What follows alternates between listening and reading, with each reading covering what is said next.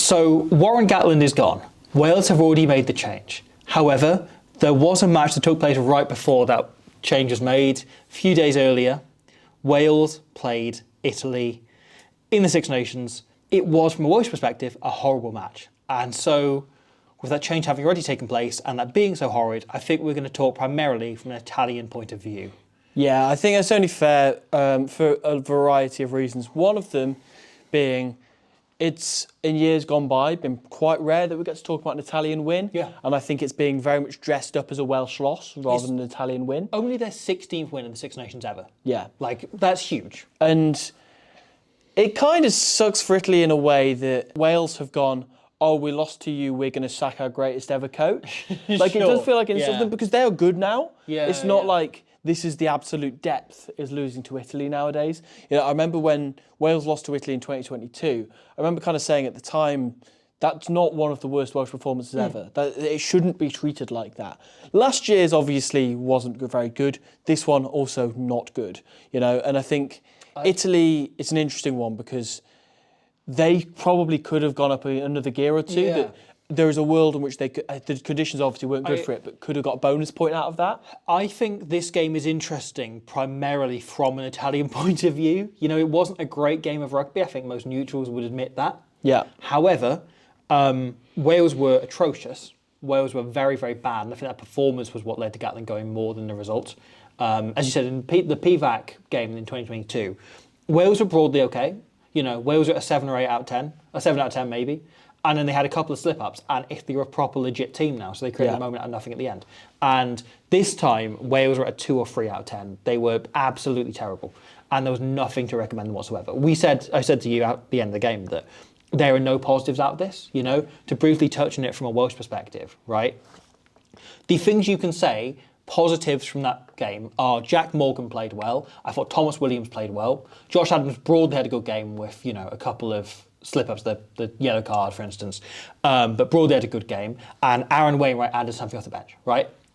Those are the 4 best and most established players in that Welsh team. Yeah. Like, those aren't positives to say that, yeah, we know Jack Morgan can play international rugby. We know Thomas Williams can play international rugby. We know Aaron Wainwright can make a difference off the bench. And those aren't positives. The maul went well. We knew the maul was the strongest part of Wales' game. Yeah. Right? And those are the only things that went well. Everything else that you want to test or learn from or build on was terrible. The attack was atrocious. The kicking game was very, very poor, as we'll get on to.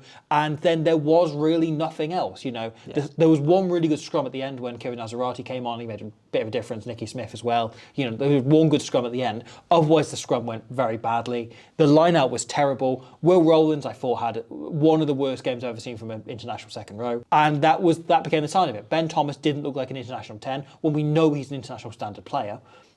Just he didn't look up to it.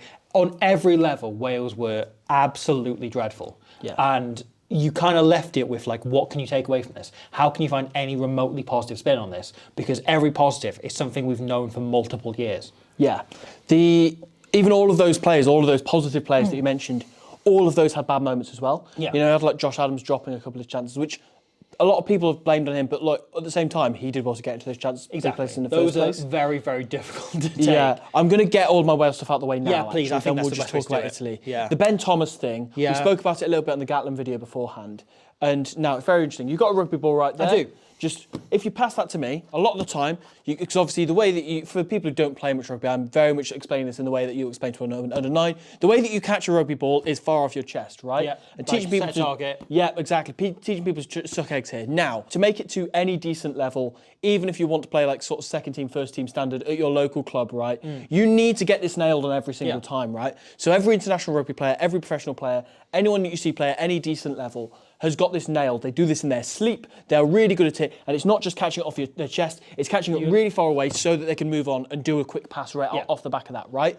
The issue was with Ben Thomas playing at 10 in this game, the conditions were really, really bad. And I think the sign of a player slightly going into their own shell is that he really didn't want to make a mistake. Yeah. And so a lot of the time when he was catching a ball, it ended up on his chest, right? He brought it in.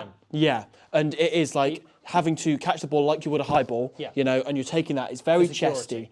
And I'm very much generalising. It happened a couple of times on the weekend for Ben Thomas, and that immediately slows down the Welsh attack because you can't shift on the ball straight away. Yeah. This is extremely patronising for me to point out, because he's an international level rugby player. It slows down the pace of the game enormously because you can't move the ball straight out of your hands. You can't run onto it. You've got to kind of take the ball stood still. Yeah. So it takes pace out of the attack on two fronts. You then also have the issue, and James Hook raised this, which I think he's the best person to be raising this, of, they're going between 10 and 12 all the time. He said sometimes when you come back from playing in 12 or fullback, where generally you've got more space and you want to arc onto the ball and you want to run onto the ball a bit more rather than taking it straight off 9. Sometimes you find yourself kind of gliding off the ball a little bit as you take it.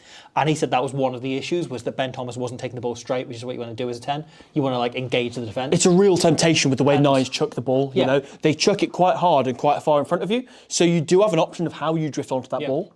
And with an international defence coming at you, that becomes a massive issue. Yeah. And you then look at how Wales have attacked, and it becomes so systemic of it, because Wales have basically no dummy runners, basically no, or what dummy runners there are aren't engaging defenders. They're just kind of jogging in a straight line passively. And then once they get into the wide channels, they've got very few options there. They tend to have Nick Tompkins or the fullback, Lee Williams or Blair Murray, and then, a winger outside them. And it means that they're very easy to shut down once they get out there. Sure. And yet there's nothing to stop the defence coming in and preventing the defender from drifting out and getting there, because the dummy runs aren't any good. Exactly. So Wales become incredibly easy to shut down. Nick Tompkins had a terrible game, but I think a lot of that isn't on him. It's on the positioning, it's on the attack, it's on the role he's being asked to play, which is not the best role for him. Yeah. And so you end up with the video afterwards of him apologising to fans, looking like he's on the brink of tears, which is horrible because that shouldn't be on him.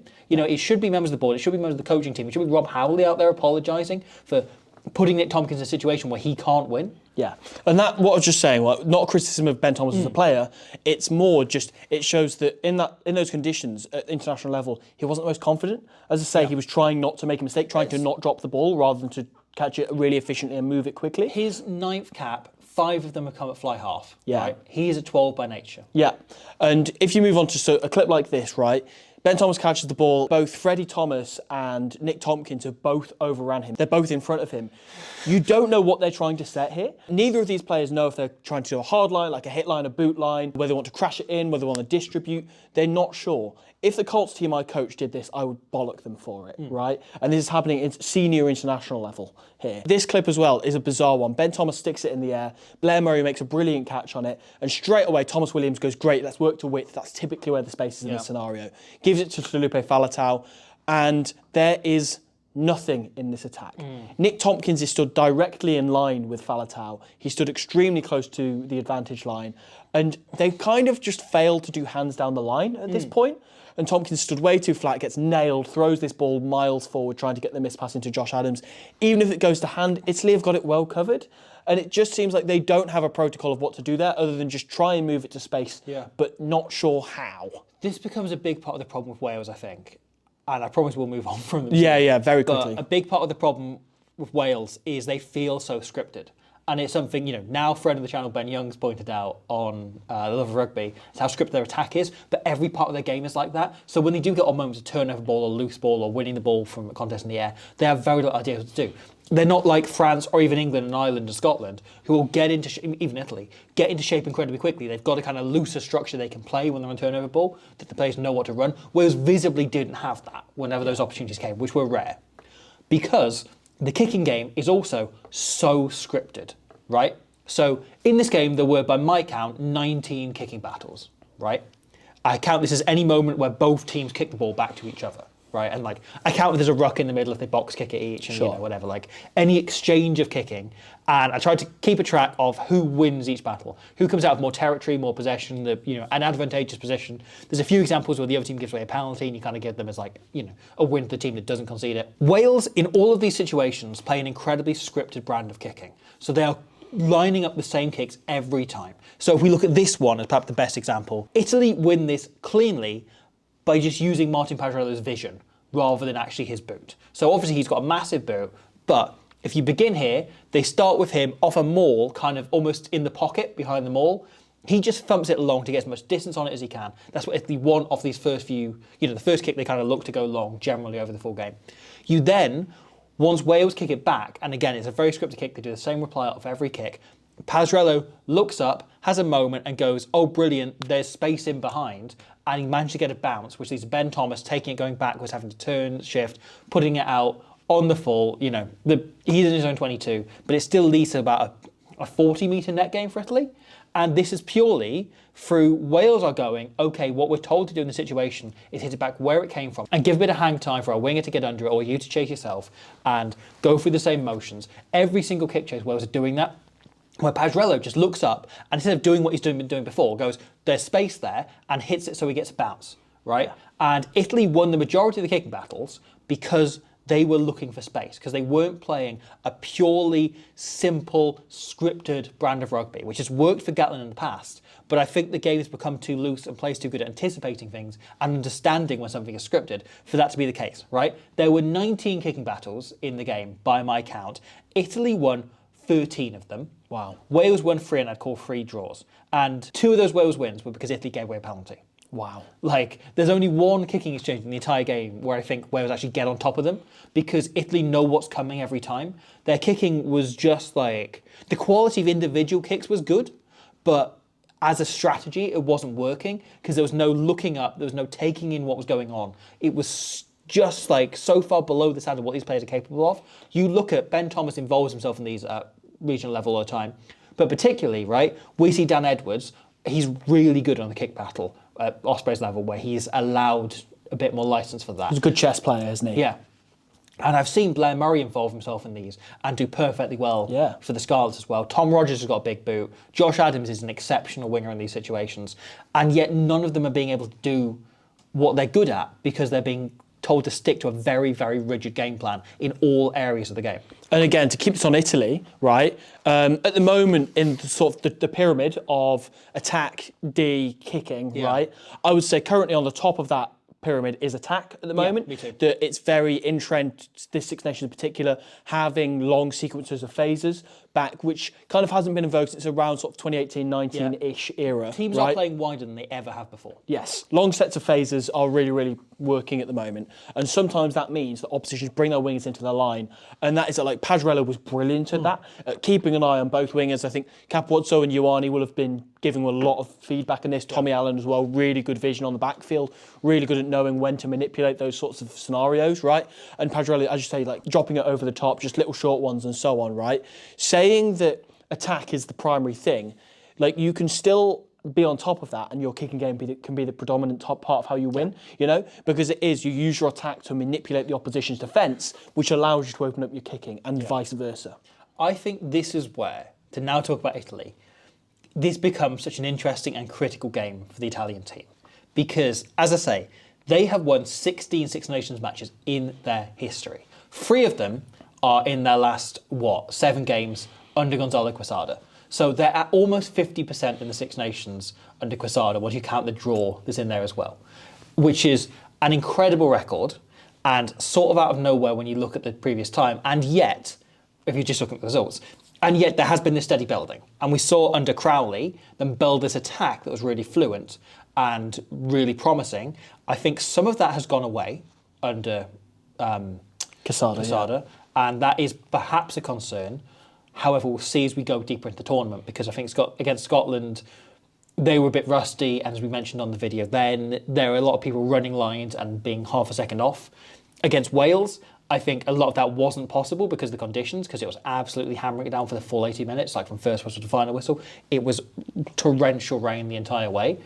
And so what we got is, I think, if you look back over the games they've won over the last 3 or 4 years, since this generation came in, which is now 3 games against Wales and 1 against Scotland, plus the draw against France, we count as well. Yeah. This is the only one where I think the game wasn't won by their attack. Yeah. In all of those games, if they attacked incredibly well, created some magnificent tries. That's a really good point. Even the game against Wales in the Principality back in 2022, where they kept in that game through kicking long-range penalties all the time, and they had a bit of a pressure defence game in that game. But ultimately, it was a few moments of attack that won it. It was Ioane's try, and then it was the infamous... It was the kick chase that had try. them in the game, and then obviously, the moment of bullshit from Capozzo that won it, you know, but it was like the Fischettis that were winning that game. Yeah, you know? Fischetti was unbelievable in that game. Yeah. And in this one, funnily enough, So that becomes a big factor, right? Is that if they've traditionally won games where attack was on top and able to use that attack to get on top, this time they won it through their kicking game. They were so much more disciplined, so much more adventurous, and so much more aggressive in their kicking game. Like, I think what Italy gave us on Saturday was one of the most aggressive kicking games we've seen in the Six Nations this season, certainly, but over the last couple of years, because they were never happy to take a 20-metre net gain. There's a few times in those kicking battles where they would make 20 metres and then Pastrella would set up to kick again and they'd look to get another 20. They weren't happy till they're in the 22 or they'd squeeze a penalty out of them.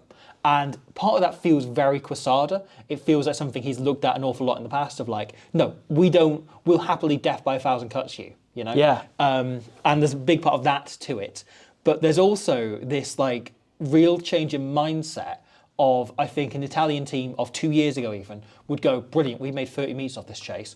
That's what we need. You know, we've claimed it in the air or we've managed to force a knock on. That's good enough. Now they're going, no, we need to be in the 22. You know? That's such a good point. That could be a real turning point for them. That this time last year, we were both going like, Italy's attack's great. It's really good to watch.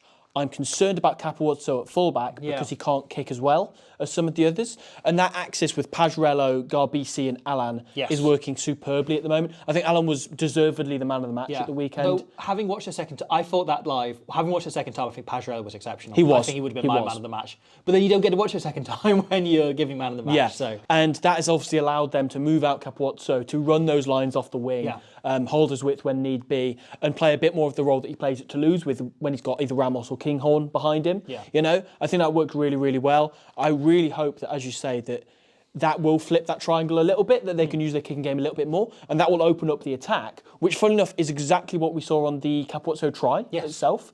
That this is an interesting one because the kick by Garbisi will take all of the headlines here, right? Yeah.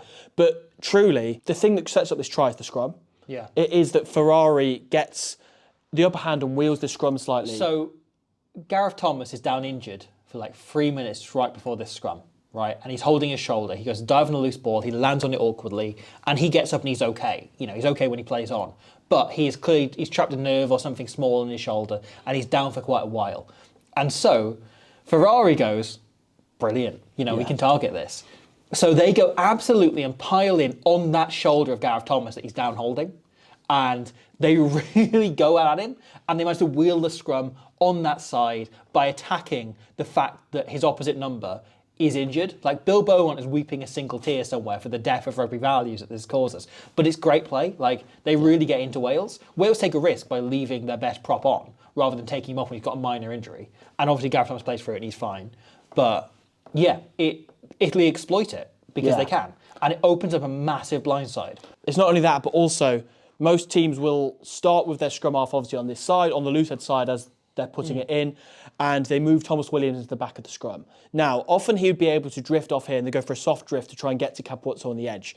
But the wheeling of the scrum has meant that Sebastian Negri can get up, his head's out nice and early, and he just gives Jim Botham a little bit of a push, which means he can't join that defensive line. So Thomas Williams is essentially at flanker at this point rather than pushing out to the 9 position. So the whole Welsh backline has had to just squeeze in one position just because that Scott Ferrari nudge has gotten Negri on the front foot. He's managed to push both of them and just take him out of the position entirely. Everyone else has come in one. There's one more man necessary to fill out the defensive line. The space then opens up in behind. Garbisi, beautiful dink. Yeah. And Capozzo is on it like a flash. And there's a couple of great dummy runs alongside. Josh Hathaway, frankly, just shits himself. He's been on for, a few minutes at this point, and he's still incredibly green. I've said this before, my assessment of Josh Hathaway is he has the skill set of a world-class winger, but the decision-making of a 12-year-old.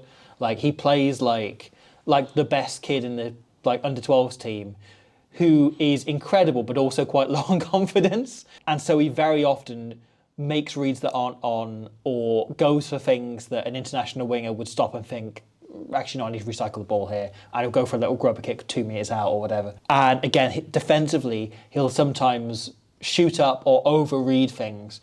And I think those are the areas that need to kick on because he has the skill set to play international rugby at the minute. A little bit of reading the game that needs to come into, what he's doing well. So he overreads it.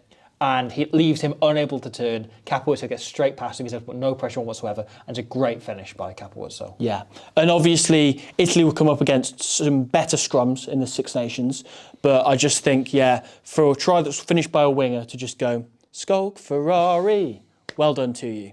Absolutely, absolutely. He should be the winger of a name like that. Everyone keeps saying it. It'll Honestly. follow him his entire life. He's robbed. I know.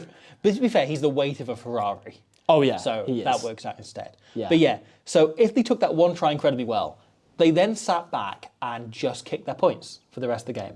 And in some ways I admire this because the conditions are there and they took the points, and it's something that hasn't been in vogue lately is kicking frees. You know, it's kind of fallen out of the game and teams have fallen into that where we just stay down and we keep pressure and pressure, especially since teams have learned to play strike moves off goal line dropouts. And tap penalty moves as well. Yeah. So all of that coming in has changed the meta a bit. But what we are seeing with Italy is them love kicking goals. They're really into it. They'll always do it. They'll always take their points when they're on offer. It's clearly Lamro's captaincy style, is he likes that death by a thousand cuts thing. I think it's also how Quesada probably set up the I think Tommy Allen has a big say in this as well. Yeah. Also the fact that he's been kicking phenomenally, other than that 10 minutes where his foot just turned into ham. Like, that was bizarre. But he was excellent the entire way. And again, kicking from range, had Pajrello as well, had that one long range attempt as well. But this does come back to a thing that I think Italy are still learning to win games. And in a few years' time, I think they see this Wales team playing as badly as they are, and they get out to maybe a 8-point lead, a 10-point lead, and they start kicking for the corner, and they start trying to really apply pressure and go through them, because they could have. Because they had them for the power game, and they had them through creativity. And they didn't really look to put any pressure on the try line, other than that one kick from Garbisi, which even then was a bit of a gamble, because they had penalty advantage. And I think Italy need a game like this. They need this game and probably one other against a tier 1 nation where they grind it out, in order for them to build the confidence of going, okay, we know we can go back to that, and we know we can do that, and we know we can rely on defence in the last couple of minutes, and we can see these games out in order for them to really kick on. This was a really important developmental game for them, in a way that I think the 2 games last year, particularly Scotland in Rome, was huge in getting the monkey off the back, and then Wales was a bit of a regulation win almost for them. They were just the better team and they got the result out of that, and that was also significant for them. It wasn't like a big emotional moment for them to win. It was just them going like, no, we're better, so we won. In the past they've been better and lost numerous times in the year or two leading into that. So here they had to have a game where they ground the game out, and that was critical for them developing as a team, and especially as a team who can one day kick on and be in that upper end of the Six Nations. I think you're right that we can't criticise the manner in which Italy are winning at the moment. And you're right, like the temptation is to go, if we compare how good this team is with how good this team is, right? Oh, they should get a bonus point. Yeah. But actually, you're right, it's not that simple. They do need to have these, so they're in that comfortable position where it's like, well, we've beat this team a load of times before. Let's get the bonus point now. 7 points. That absolutely flatters Wales massively, and it does Italy a disservice, but it also shows where they are in their journey, I think. 100%. And Italy are a much better team than only beating Wales by 7 points. Even if Wales hadn't got those 2 maul tries at the end, and it had been, 18 points, even then, it would have probably flattered Wales still a little bit. This is such a fascinating stage of the development, because they have the tool. I think this Italy team's ceiling is winning the Six Nations. They might not get a Grand Slam, but I think they're capable of winning a Six Nations. Potentially if one of Ireland or France drops off a little bit, so they can, perhaps be... When everyone in Ireland retires. Yeah. But I think this Italian generation has an enormously high ceiling. And I think this was a day that if that happens, if we get to a world where Italy win a Six Nations for the first time ever, and that happens in, let's say, 7 years' time. 7 years, because that's Olympic year, Dupont will be away. Yeah. Yeah. So 7 years' time, they win the Six Nations. Peter O'Mahony's still going. Johnny Sexton's come out of retirement. Conor Murray still shoving along. At this point, he's a fat 12. He's a gain line 12. There's a massive Ulster fly-off who's there knocking out Crowley and Prendergast. Yeah. And it's become a 4-way battle now. Yeah. There's like some Ian Keatley comes out of retirement and is just done with them all. So all of this happens, right? If they win the Six Nations in 7 years' time, let's say, I think they will look back on when they tell the story in full on whatever documentary they produce on it or whatever book is written on that. I think they will talk about this game as being a critical one, as being a game where they learned how to grind out a game as a team together. Garbisi, I thought, had one of the most mature games I've ever seen him have. He did 2 stupid kicks in the 22, but I think beyond that, even this drop goal attempt, which obviously fell just short, like an inch short, but was a really smart option. Kicking wise, had a very good tournament so far, first 2 games. So I think this was a huge result for Italy and actually a significant one for Wales as well for the reasons previously detailed and covered in the news all week. You know what I think Wales needs to do? What? Just sack Gatland and Howley. Just get rid of them both. But on a serious note, right, those are all very valid reasons why this is big for Italy. But let's say, the first time they won a game without Parise, it was pretty spectacular. Because, they can play without Parise. Yeah. But here, this is, and I can't stress this enough, their first win without Spaniolo. But with Brex. Yeah, they do have Brex. They do have Brex. Brex still means Brex. Brex forever.